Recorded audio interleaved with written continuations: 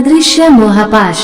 एक ठुकराए गए रिश्ते की सड़ीगली लाश को सहेजकर क्या मालिनी अभय के त्याग और प्यार का सही सिला दे रही थी। परीक्षा के अंतिम दिन घर आने पर पुन्नी इतनी थकी हुई थी कि लेटते ही सो गई। उठी तो शाम होने को थी। खिड़की से देखा तो पोर्टिको में मम्मी की गाड़ी खड़ी थी, यानी वे आ चुकी थी। छोटू से मम्मी के कमरे में चाय लाने को कहकर उसने धीरे से मम्मी के कमरे का पर्दा हटाया। मम्मी अलमारी के सामने खड़ी एक तस्वीर को हाथ में लिए सिसक रही थी। आज पुन्नी की आईएएस की लिखित परीक्षा पूरी हो गई है। सफलता पर उसे और उसके पापा को पूरा विश्वास है। लगता है बेटी को आईएएस बनाने का तुम्हारा सपना पूरा करने की मेरी वर्षों की तपस्या सफल हो जाएगी। पुन्नी ने चुपचाप वहाँ से हटना बेहतर समझा। उसका सिर चकरा गया।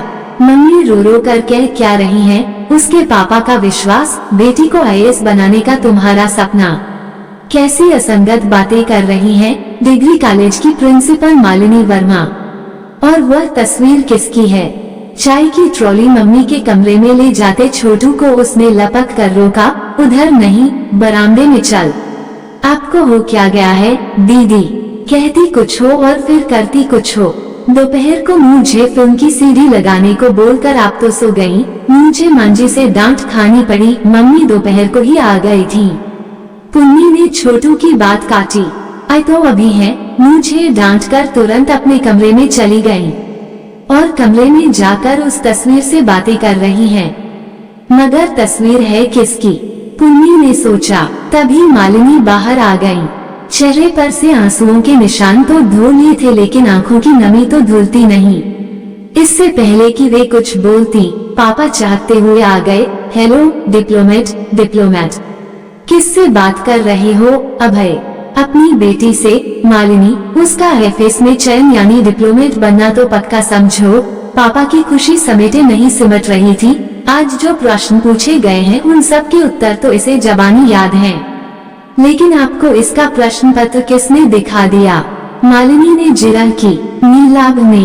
वो परीक्षा भवन से सीधा अपने पापा के पास आया था। उसी का कहना है कि जिस फर्राटे से पुन्नी सब सवालों के सही जवाब सबको बता रही थी, उसका नाम प्रथम 5 प्रत्याशियों में होगा। फिर मैंने प्रश्न पत्र देखा तो वह सब तो वे प्रश्न थे जो हमने कल रात रिवाइज कराए थे। आज ही नहीं पापा, अक्सर हर रोज कई सवाल वही होते थे जो आप रात को रिवाइज करवाते थे, पुन्नी ने कहा। और तू उन्हें कंठस्थ कर लेती थी। नीलाभ की बात से तो यही लगा। ये बता दोपहर को क्या किया? मुझे से फिल्म ओ माय गॉड की सीडी लगवाकर खुद सो गई, छोटू ने शिकायत की। और तुझे फिल्म अकेले देखनी पड़ी, कैसे है? अभय ने पूछा। पूरी नहीं देखी, मांझी ने डांटकर टीवी बंद करवा दिया। कोई बात नहीं, अब सबके साथ देख लेना। खाना बनाने की जरूरत नहीं है, बाहर से मंगवा लेंगे, मालिनी ने सहृदयता से कहा। फिल्म देखते हुए मालिनी भी सबके साथ सहज भाव से हंस रही थी, लेकिन पुन्नी को उनकी सहजता उड़ी हुई लगी और हंसी जैसे दबी हुई सिसकी। अगली सुबह मालिनी का व्यवहार सबके साथ सामान्य था। पुन्नी, तुझे कहीं जाना हो तो मैं गाड़ी तेरे लिए छोड़ जाती हूँ। मैं तेरे पापा के साथ चली जाऊंगी। मुझे कहीं नहीं जाना मम्मा, आज घर पर ही रहूंगी। फिर भी अगर किसी के साथ कुछ प्रोग्राम बन जाए तो मुझे फोन कर देना, ड्राइवर से गाड़ी भिजवा दूंगी। या भाई, तुम पुन्नी के साथ लंच करने घर आ जाओ ना फिर। ओ मम्मा प्लीज, आप दोनों इत्मीनान से घर आना। पुन्नी ने बात काटी। मेरा मूड या तो आज सोने का है या गाने वाने सुनने का। आप लोग मुझे फोन भी मत करना, और छोटू तू भी मेरे आगे पीछे मत घूमना। मैं जिस कमरे में चाहे बैठूंगी या सोऊंगी। अब और कुछ मत कहना मालिनी, वरना समय पर आने पर भी पाबंदी लग जाएगी, पापा ने कहा। उन दोनों के जाते ही पुन्नी मालिनी की अलमारी के सामने जा खड़ी हुई। अलमारी में तो ताला नहीं था, मगर उसका सेफ लॉक्ड था। चाबी जरूर माँ ने अपनी साड़ियों के नीचे रखी होगी, सोचकर पुन्नी ने सब साड़ियों को बाहर निकालकर झाड़ा। दूसरे कपड़े भी देख लिए, कुछ किताबें और पुरानी पत्रिकाएं भी थीं। उनका भी हर एक पन्ना इस आस से देख लिया कि कहीं कोई पुराना खत, तस्वीर या किसी कविता की पंक्तियां ही मिल जाएं, लेकिन एक सूखा फूल तक नहीं मिला।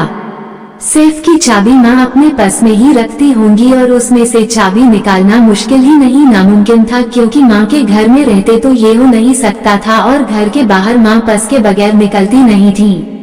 माँ से पूछने का मतलब था उन्हें व्यथित के साथ ही लज्जित भी करना, और पापा से पूछना एक तरह से माँ की शिकायत करना। तो फिर करे क्या, किससे पूछे? माँ की बचपन की सहेली चित्रा आंटी को सब पता होगा। उनसे पुन्नी की खूब पत्ती थी, आसानी से तो नहीं लेकिन मनोहार करने पर जरूर बता देंगी। चित्रा अपने पति सेवानिवृत्त एयर मार्शल ओम प्रकाश के साथ शहर से दूर अपने फार्म हाउस में रहती थी। उसने चित्रा आंटी को फोन किया कि वो उनके पास आना चाहती है। आज ही आजा, तेरे अंकल कुछ सामान लाने शहर गए हुए हैं, उन्हें फोन कर देती हूँ कि आते हुए तुझे ले आए। चित्रा ने चाहत कर कहा, तेरी माँ को भी कह देती हूँ कि मैं तुझे अगवा करवा रही हूँ। पुन्नी ने तुरंत पापा को फोन किया। पापा, साक्षात्कार की तैयारी से पहले मैं पूरी तरह रिलैक्स करना चाहती हूँ। No movies, no TV, newspaper या फोन कॉल्स, ये सब घर पर रहते हुए तो हो नहीं सकता। सो मैं चित्रा आंटी के फार्म हाउस पर जा रही हूँ। वहाँ योगा करूँगी, ध्यान लगाने की कोशिश भी। क्या क्या करोगी यह वहाँ जाकर सोचना। अभय ने बात काटी। नीलाभ अपने पापा की गाड़ी लेने आया हुआ है, उससे कहता हूँ कि मेरी गाड़ी ले जाए और तुम्हें ओमी के फार्म हाउस पर छोड़ दे। ओमी अंकल मुझे लेने आ रहे हैं पापा, वहाँ से लाने के लिए आप आ जाना। चित्रा से बात करने के लिए उसे कोई भूमिका नहीं बांधनी पड़ी, क्योंकि अगले रोज सुबह के नाश्ते के बाद ओमी अंकल जब फार्म पर चले गए तो चित्रा ने पूछा, तेरी माँ कहती थी कि तेरे पेपर बड़े अच्छे हुए हैं और तू भी बड़े आत्मविश्वास से ओमी को बता रही थी कि यहाँ तरोताजा होने के बाद तू धमाकेदार साक्षात्कार की तैयारी करेगी, लेकिन तेरी शक्ल से तो ऐसा नहीं लग रहा। बहुत परेशान लग रही है, जैसे किसी कश्मकश में फंसी हुई हो। लगता है तू यहाँ रिलैक्स करने नहीं, किसी परेशानी का हल ढूंढने आई है। आपने ठीक समझा आंटी, और वह परेशानी सिर्फ आप सुलझा सकती हैं, क्योंकि ननिहाल वाले तो अमेरिका में हैं, सो उनसे तो पूछने का सवाल ही नहीं उठता। एक आप ही हैं जो मम्मी को बचपन से जानती हैं और मेरी परेशानी उनके अतीत से जुड़ी हुई है। पुन्नी ने चित्रा को सब बता दिया। चित्रा हताशा से सिर पकड़कर बैठ गई। कितना समझाया था मालू को कि अतीत से जुड़ी कोई चीज अपने पास मत रखना और न ही अपने जेहन में, लेकिन उसने तो जैसे मेरी बात न सुनने की कसम खा रखी है। तूने यह बात अपने पापा को तो नहीं बताई ना? पुन्नी को इनकार में सिर हिलाते देखकर चित्रा ने राहत की सांस ली। बहुत अच्छा किया, नहीं तो बुरी तरह टूट जाता बेचारा। अच्छा सिला दे रही है मालिनी अभय के त्याग और प्यार का। एक नकारे और ठुकराए गए रिश्ते की सुलगनी लाश को सहेजकर चित्रा के स्वर में तिरस्कार था या सहानुभूति, पुन्नी समझा नहीं सकी। प्लीज आंटी, अब पहेलियों में बात ना करके पूरी कहानी बताओ, पुन्नी ने चिरौरी करी। कह नहीं सकती कि सुनने के बाद तुझे धक्का लगेगा या इस दुविधा की स्थिति से उबरने का सुकून मिलेगा, लेकिन जब इतना समझ चुकी है कि मालिनी का अतीत है तो उसके बारे में सब जानने का तुझे पूरा हक है। चित्रा ने सांस लेकर कहा। मैं, मालिनी, पुनीत, ओमी और अभय स्कूल से ही सहपाठी और दोस्त थे। कॉलेज के अंतिम वर्ष में पहुंचते ही हम सब ने भविष्य में क्या करना है सोच लिया था। ओमी ने एयरफोर्स चुनी थी, मैंने और मालिनी ने अध्यापन, अभय और पुनीत IAS प्रतियोगिता की तैयारी कर रहे थे। स्कूल की दोस्ती रोमांस में बदल गई थी।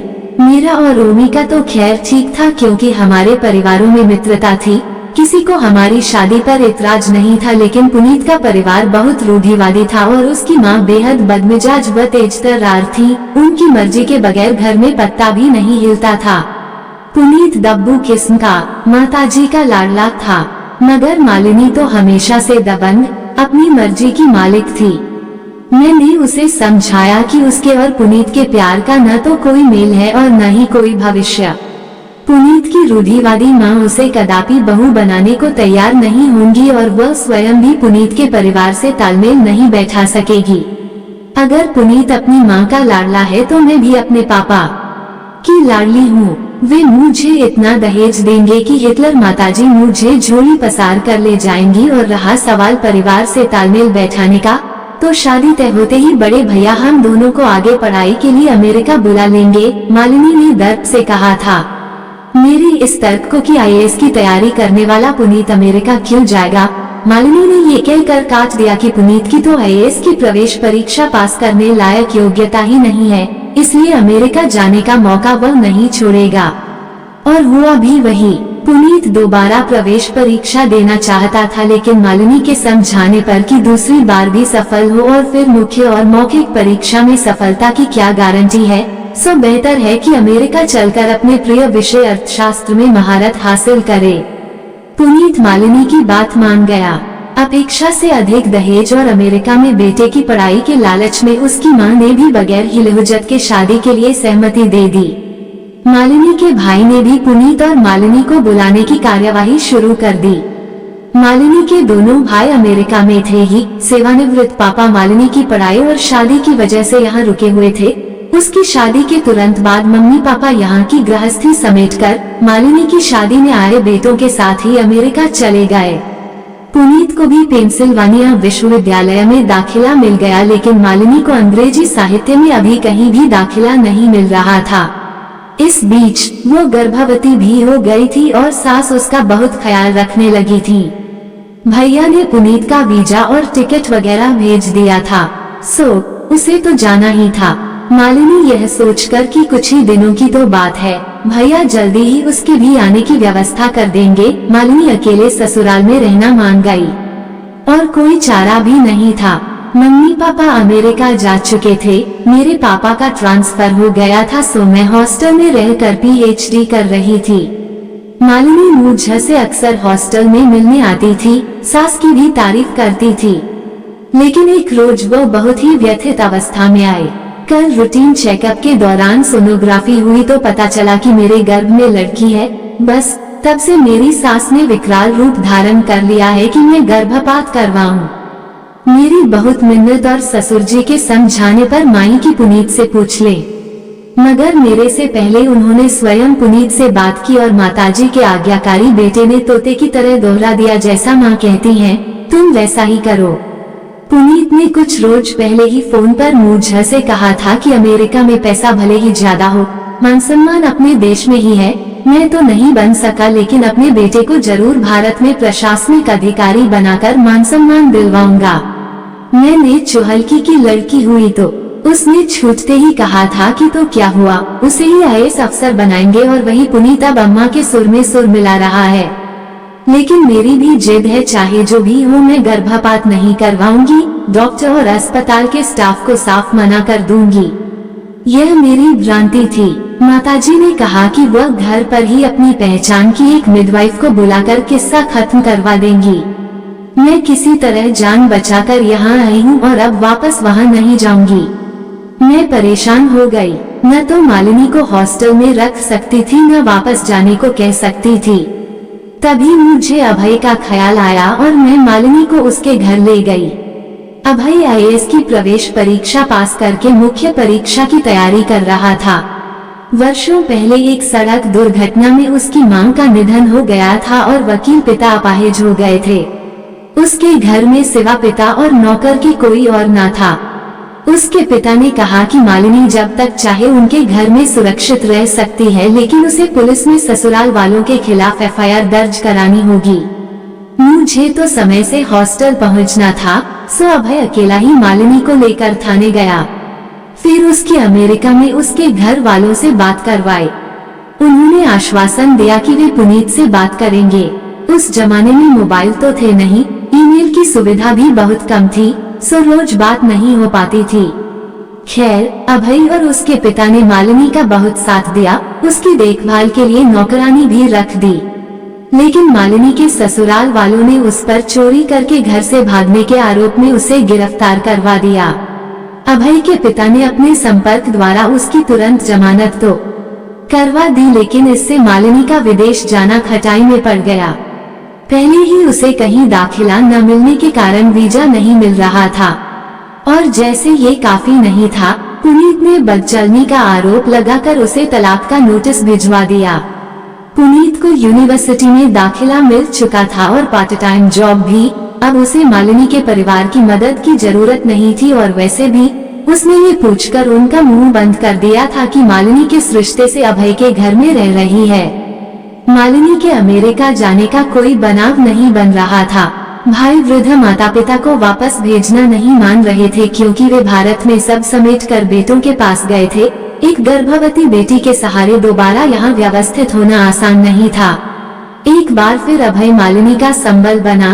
सहर्ष मालिनी को अपनाकर उसकी बेटी को अपना नाम दिया और भरपूर प्यार भी।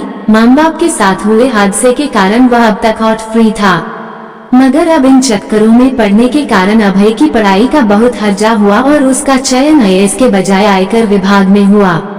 लेकिन उसे इसका कोई मलाल नहीं है। कर्मठता से तरक्की करते हुए बीवी बेटी के साथ बेहद खुश है। लेकिन मम्मी, पुन्नी ने चित्रा की बात काटी। मम्मी तो अभी भी उसी माताजी के दब्बू बेटे की तस्वीर के आगे आंसू बहा रही हैं। शर्म आती है उन्हें मम्मी कहते हुए। शर्म तो मुझे भी आती है उसे अपनी सहेली कहते हुए, लेकिन पुन्नी, पहले प्यार का नशा शायद कभी नहीं उतरता।